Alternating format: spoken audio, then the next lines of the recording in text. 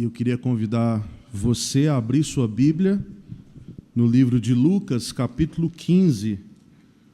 Aproximavam-se de Jesus todos os publicanos e pecadores para o ouvir, e murmuravam os fariseus e os escribas, dizendo: Este recebe pecadores e come com eles.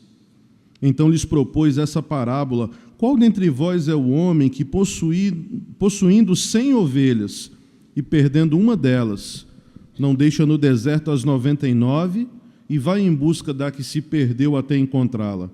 Achando-a, põe-na sobre os ombros, cheio de júbilo, e indo para casa reúne os amigos e vizinhos, dizendo-lhes: Alegrai-vos comigo, porque já achei a minha ovelha perdida. Digo-vos que assim haverá mais júbilo no céu por um pecador que se arrepende, do que por 99 justos que não necessitam de arrependimento. Ou qual é a mulher que, tendo 10 dracmas, se perder uma, não acende a candeia, varre a casa e a procura diligentemente até encontrá-la, e tendo achada, a reúne as amigas e vizinhas, dizendo: Alegrai-vos comigo, porque achei a dracma que eu tinha perdido. Eu vos afirmo que de igual modo há júbilo diante dos anjos de Deus por um pecador que se arrepende. Continuou: certo homem tinha 2 filhos, e o mais moço deles disse ao pai: Pai, dá-me a parte dos bens que me cabe. E ele lhes repartiu os haveres. Passados não muitos dias, o filho mais moço, juntando tudo o que era seu, partiu para uma terra distante e lá dissipou todos os seus bens, vivendo dissolutamente.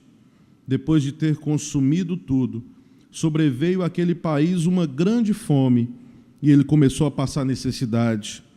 Então ele foi, se agregou a um dos cidadãos daquela terra, e este o mandou para os seus campos a guardar porcos. Ali desejava ele fartar-se das alfarrobas que os porcos comiam, mas ninguém lhe dava nada. Então, caindo em si, disse: Quantos trabalhadores de meu pai têm pão com fartura, e eu aqui morro de fome. Levantar-me-ei, e irei ter com meu pai, e lhe direi: Pai, pequei contra o céu e diante de ti, já não sou digno de ser chamado teu filho. Trata-me como um dos seus trabalhadores. E levantando-se foi para seu pai. Vinha ele ainda longe quando seu pai o avistou, e compadecido dele, correndo, o abraçou e beijou. E o filho lhe disse: Pai, pequei contra o céu e diante de ti, já não sou digno de ser chamado teu filho.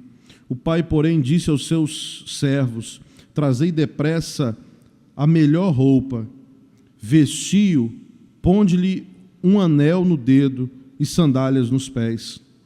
Trazei também e matai o novilho cevado, comamos e regozijemo-nos, porque este meu filho estava morto e reviveu, estava perdido e foi achado, e começaram a regozijar-se. Ora, o filho mais velho estivera no campo, e quando voltava, ao aproximar-se da casa, ouviu a música e as danças. Chamou os criados e perguntou-lhes que era aquilo. Ele informou: Veio teu irmão e teu pai mandou matar o novilho cevado, porque o recuperou com saúde. Ele se indignou e não queria entrar. Saindo, porém, o pai procurava conciliá-lo. Mas ele respondeu a seu pai: Há tantos anos que te sirvo sem jamais transgredir uma ordem tua, e nunca me deste um cabrito sequer para alegrar-me com os meus amigos. Vindo, porém, esse teu filho que desperdiçou os teus bens com meretrizes, tu mandastes matar para ele o novilho cevado. Então lhe respondeu o pai: Meu filho, tu sempre estás comigo, tudo que é meu é teu. Entretanto, era preciso que nos regozijássemos e nos alegrássemos, porque esse teu irmão estava morto e reviveu, estava perdido e foi achado. Hoje nós lemos e meditamos esse trecho do capítulo, esse texto, do capítulo 15 do Evangelho de Lucas. Nele apresentam-se atitudes fundamentais da caminhada de Jesus para Jerusalém: ternura, misericórdia, alegria e festa são alguns dos aspectos mais destacáveis dessas 3 parábolas que Jesus relata. Nenhum outro capítulo do Novo Testamento é tão conhecido e tão querido quanto o 15º de Lucas. Foi chamado e é chamado por alguns de o Evangelho no Evangelho, como se contivesse a própria essência destilada das boas novas que Jesus anunciou. Em nenhuma outra parábola, Jesus quis nos fazer penetrar tão profundamente no mistério de Deus e no mistério da condição humana. Nenhuma outra é tão atual para nós como esta parábola do Pai Bom, como intitula Pagola. Essas parábolas de Jesus surgiram em uma situação perfeitamente definida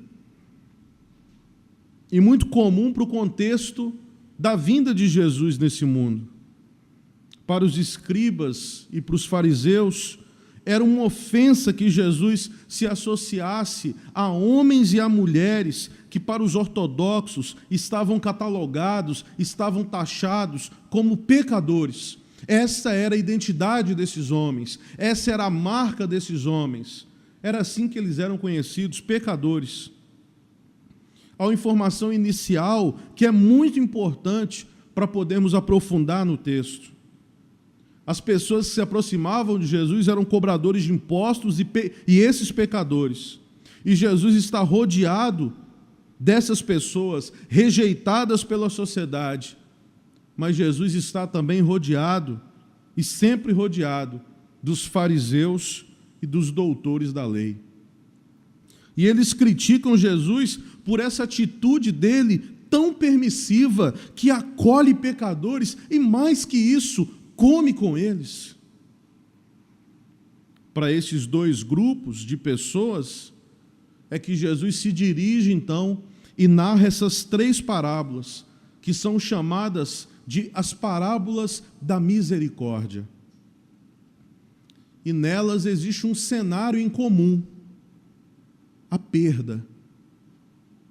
No primeiro caso, é um homem que tem 100 ovelhas e perde uma delas. Depois, o sucedido com uma mulher que perde uma moeda de prata e a busca até encontrá-la. E na terceira parábola, narra o caso do filho que pede a seu pai a sua parte na herança e parte para um lugar distante com essa herança que ele considerava que lhe correspondia. Esse cenário, nas 3, culmina num episódio comum, que é a alegria. E diante da perda, e depois de recuperar aquilo que se perdeu, nas 3 parábolas, se encerra com cada um dos personagens reunindo os amigos e fazendo um churrasco, e comemorando, e se alegrando. Alegrem-se comigo. Aquilo que estava perdido foi achado. E como disse o pai ao seu outro filho que ficou com raiva, era preciso festejar e nos alegrar, porque esse seu irmão estava morto e tornou a viver. Esse seu irmão estava perdido e foi encontrado. Nesse texto específico dessa parábola, dessa terceira parábola, o filho mais novo diz ao pai: pai, me dá a parte que me cabe na herança. João Cabral de Melo Neto talvez diria: a parte que me cabe nesse latifúndio. Ao reclamar, ele está pedindo, de alguma forma, a morte do próprio pai. De alguma forma ele quer ser livre, de alguma forma ele quer romper as obrigações, e o pai, segundo o texto, cede ao seu desejo sem dizer nenhuma palavra, porque o filho escolhe livremente o seu caminho. Não é essa a situação atual?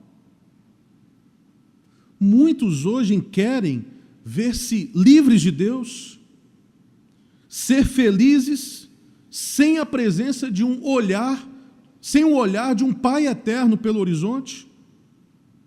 Deus deve desaparecer da sociedade e das consciências, e como na parábola, o Pai ainda hoje guarda o silêncio, guarda em silêncio.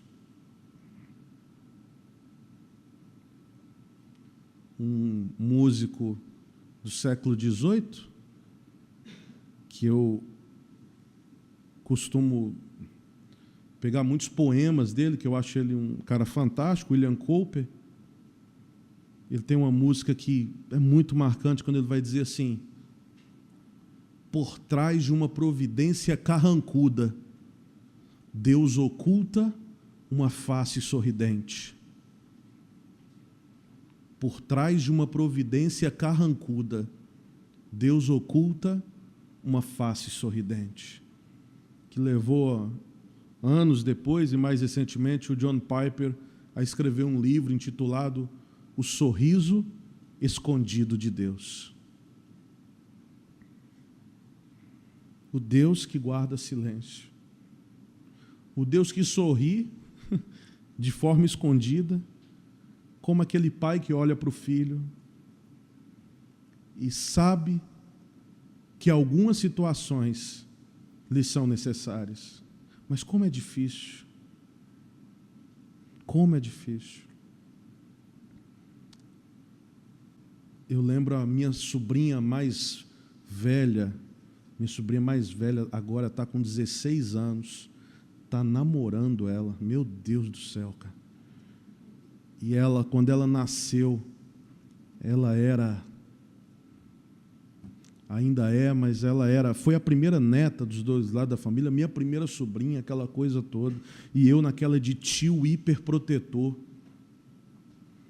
E um dia eu estava com o pai dela, e ela foi fazer o tal do exame do pezinho, e eu não entendi aquilo, bruto como era, quando foi furar o pé da minha sobrinha, e eu revoltado, porque iam furar o pé da minha sobrinha, porque eu sabia que ia causar dor. E naquela situação, meu irmão, sorrindo, foi me levando para o lado de fora da sala, e olhava para mim e dizia assim, sorrindo, rindo de mim, mas não é rindo da minha cara, ele ria para mim e dizia assim, deixa de ser bobo, é para o bem dela.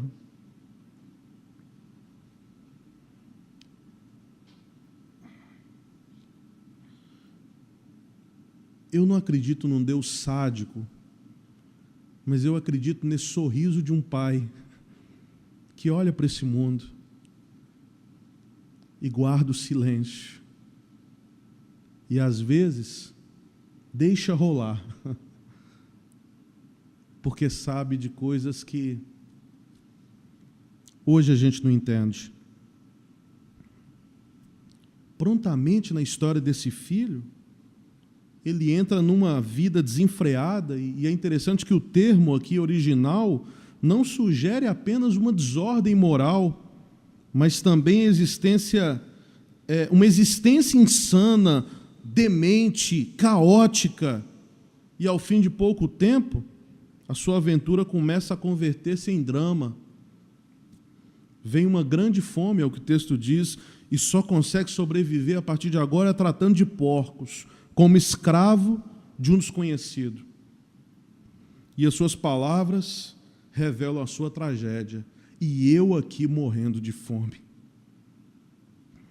Não é fácil o caminho da liberdade. O que nos falta? O que poderia encher o nosso coração? Nós temos quase tudo. E por que sentimos ainda tanta fome? E quando tudo que nós temos ainda não é o bastante, ainda não é o suficiente, ainda não traz o contentamento. E esse jovem, o texto bíblico utiliza um termo interessantíssimo, caindo em si. E talvez eu diria, entrou dentro de si. E afundado no seu próprio vazio, ele recordou o rosto do seu pai, associado à abundância do pão. E ele diz: na casa do meu pai tem pão, e eu aqui morro de fome. No seu interior desperta-se o desejo de uma liberdade nova junto ao seu pai. Ele reconhece o seu erro e toma uma decisão: eu vou me levantar e voltarei ao meu pai. Ao cair em si, inicia uma reflexão interior que o faz almejar um novo projeto de vida.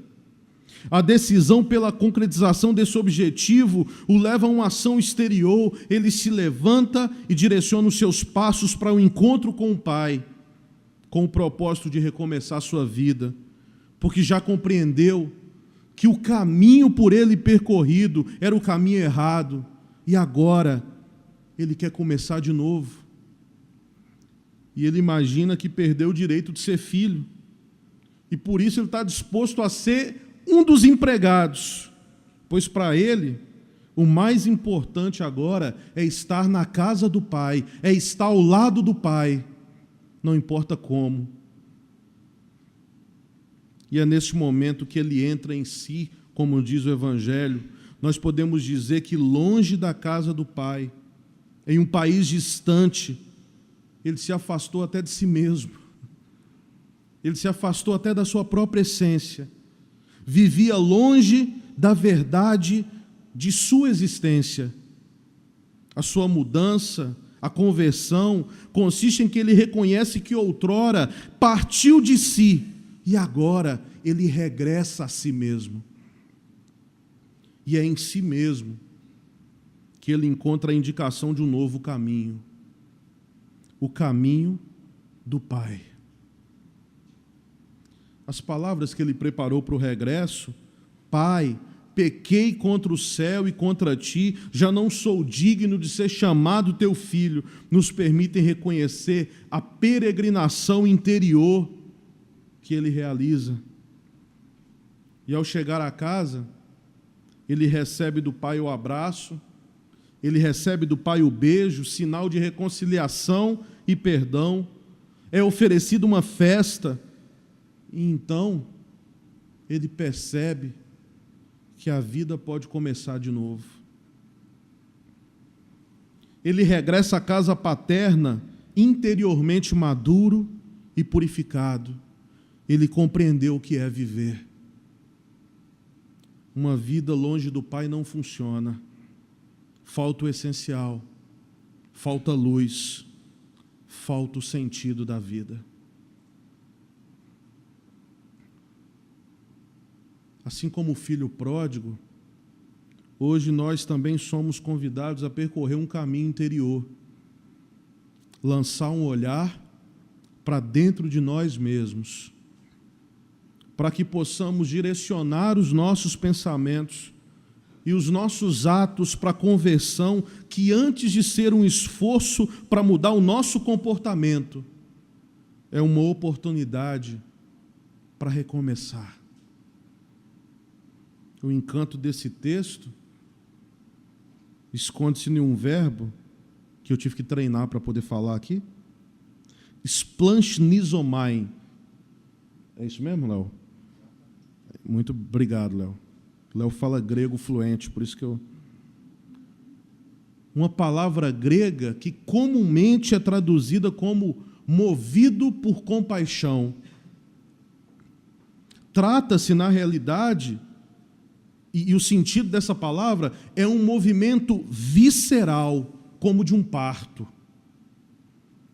O filho que estava morto e voltou à vida, renasce no abraço misericordioso do Pai, e por isso o Pai exclama: é preciso alegrar-se. Acontece um parto, acontece um recomeço, acontece um renascimento. Esta é a grande proposta cristã: renascer, voltar-se para Deus e aceitar o irmão exatamente como ele é. inclusive com suas limitações, inclusive com suas mazelas, inclusive com seus erros que muitas vezes nos chegam. Abraçá-lo quando vem ao nosso encontro, trazendo suas cicatrizes, trazendo as suas fragilidades. Iremos assim nos pôr no caminho em direção a Deus, o nosso Pai? Talvez muitos o fariam se conhecesse esse Deus que é Pai, que também é Mãe, e que, segundo a parábola de Jesus, saiu correndo, o abraçou e o cobriu de beijos. Esses abraços e beijos falam do seu amor melhor que todos os livros de teologia. Junto a Ele, poderíamos encontrar uma liberdade mais digna. Segundo a versão dos melhores textos da tradução do grego, seu pai não lhe deu a oportunidade de formular o pedido. Interrompeu antes disso. A túnica simbolizava a honra, o anel simbolizava a autoridade, e os sapatos, as sandálias, diferenciavam o filho do escravo. Os filhos de família andavam calçados, os escravos não. Uma música negro spiritual, né, black spiritual americana, tem um trecho dela que diz assim: um sonho, que traz um sonho de que todos os filhos de Deus tenham sapatos, que retrata essa realidade, que na verdade é de que nós somos filhos, pois estes eram o símbolo da liberdade. 3 coisas perdidas. Devemos notar que essas 3 parábolas não são simplesmente 3 formas de dizer o mesmo, não. Há uma diferença. Elas estão falando de coisas distintas. A ovelha se perdeu simplesmente por insensatez. Não pensou. E muitos homens escapariam do abismo se pensassem a tempo. A moeda não se perdeu, na verdade, ela se extraviou, mas não por culpa dela. O filho se perdeu deliberadamente, dando brutalmente as costas para o seu pai, mas o amor do pai vence a insensatez do homem, as seduções das vozes tentadoras e até a rebelião deliberada dos nossos corações. Se essa perda, se essa fuga se dá por insensatez, se dá por extravio, se dá de forma deliberada, nesses 3 casos, o que as parábolas da misericórdia nos trazem é que o amor de Deus nos alcança em todas essas circunstâncias. Que esse amor e que essa graça estejam sobre as nossas vidas. Que o Senhor nos abençoe.